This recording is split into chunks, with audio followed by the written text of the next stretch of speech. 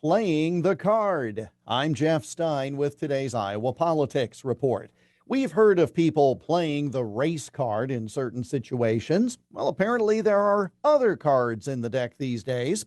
House Speaker Nancy Pelosi played the gender card this week regarding her questionable trip to Taiwan. China has not been shy in pointing out its displeasure. Her reaction was to publicly say she was surprised at the outrage because other speakers of the House had traveled there in the past, and she suggested the Chinese reaction was because she was a woman.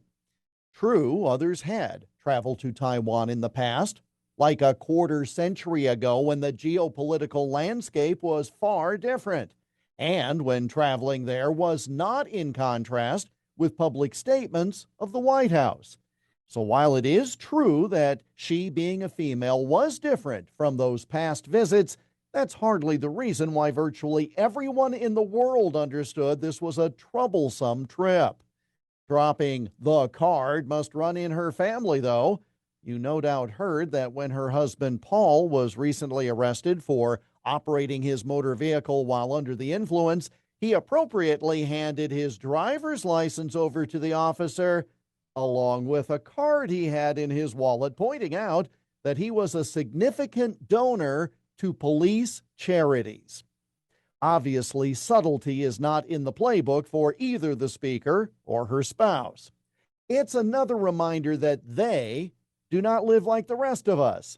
When your first reaction to being challenged on something is either, "Do you know who I am?" or "If you criticize me, it must be because of a characteristic of birth," well, that's not how most of us think, and it should not be how they think. But once you get to that level of self-importance, common sense, and relating to the common American, both are long gone. And that's the Iowa Politics Report for Thursday, August 4 on Twitter, Instagram, Getter, Parler, and Truth Social at Iowa Politics. I'm Jeff Stein on News Talk 1540, KXEL.